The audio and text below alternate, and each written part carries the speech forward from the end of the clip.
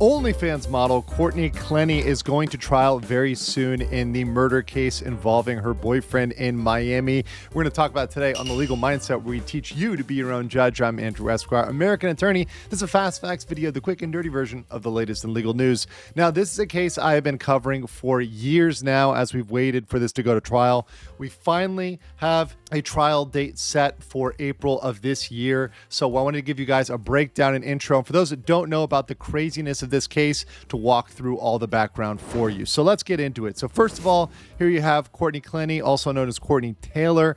You can see her on the left in prison, in the right, and some of her content that she put out there. Obviously, there's a little bit of a difference between when you're locked up and when you're putting on filters and makeup, but she is the defendant in this case.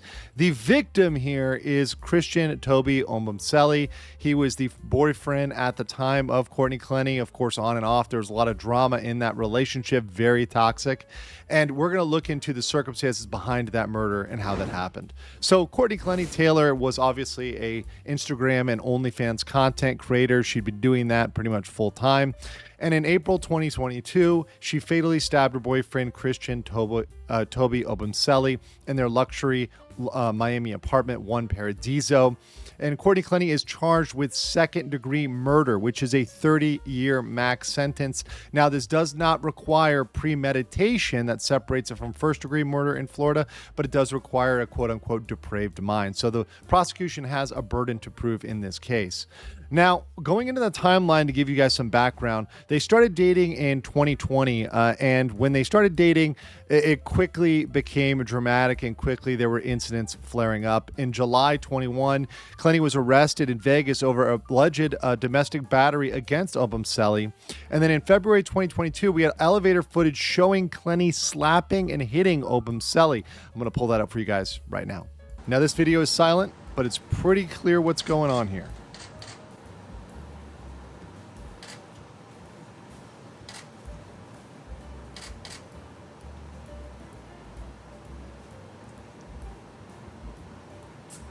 You can see throughout the video pretty much this same behavior of her attacking him in the elevator.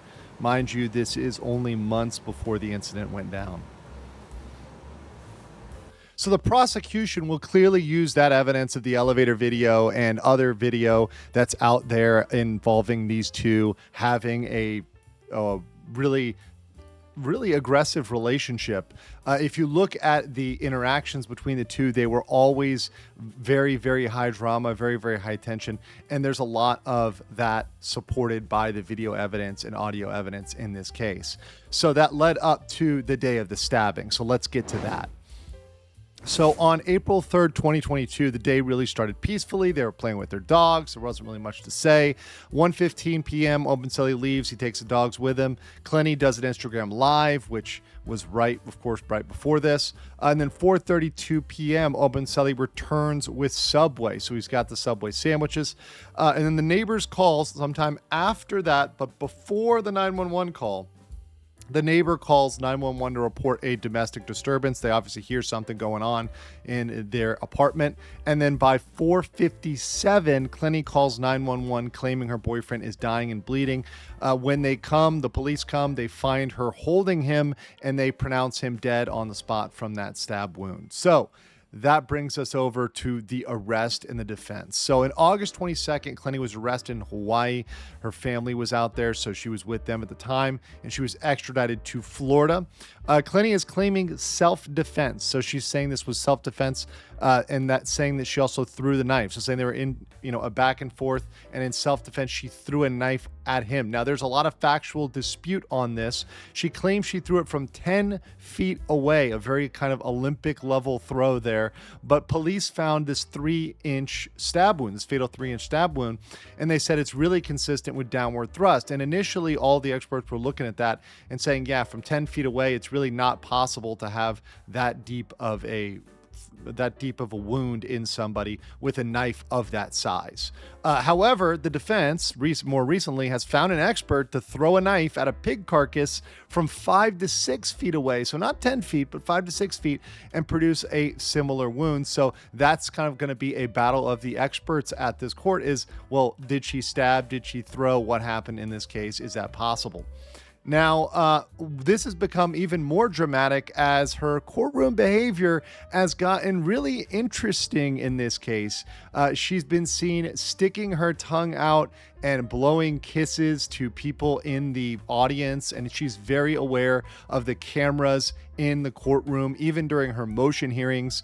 The video of her sticking her tongue out and the photos from that are from a recent motion hearing. She also was joking about taking boyfriend applications during this. So she obviously is playing around with this, maybe not taking this as seriously as she should. So it's going to be a very, very interesting to see her at trial. So coming to my judgment here, the trial has been delayed a lot due to motions, evidence disputes, problems with the evidence, and attempts to disqualify prosecutors. The trial is set for April 27, 2026, and estimates are it's going to be less than 2 weeks total. The defense does have a lot of work to do. They're trying to claim self-defense as well as alleged prior abuse, so saying that Christian, the boyfriend, was in prior instances abusive, and they've produced some audio that they claim that backs that up. I'm scared. I'm scared of him. Take her up to the apartment. Okay. Her boyfriend comes charging towards her, and we actually try to get in the middle of it. Okay. Go ahead. So I had a lot of opportunities to call y'all, and I did not. And I want him. Okay, the police are here. I want a restraining order against Christian Gonzalez. We don't issue those. Because, no, I'm serious. Can I do that? Where can I go to court? Right now, like, I have not always been a victim, but like right now, I'm a freaking victim in the situation. I'm scared to go down there to walk my dogs. I just walked in. We just I'm scared. I'm scared of him. However, the prosecution has a lot on their side of Clenney's aggressive history. We saw the elevator video, and there's other video of her being abusive and engaging in abusive behavior and engaging in aggressive behavior. So we've seen that in the past, and the prosecution is certainly going to highlight that. But either way, Courtney Clenney is certainly a performer, and she is going to be lively at trials. This is a trial that probably will not be boring when it comes to Courtney Clenney. And mind you, since it's self-defense, she will likely have to get on the stand and testify to that. So this is a case in which we are actually going to have the defendant on the stand. So I'm going to be covering this one and looking forward to this. I hope you all are too. I will catch you on the next one.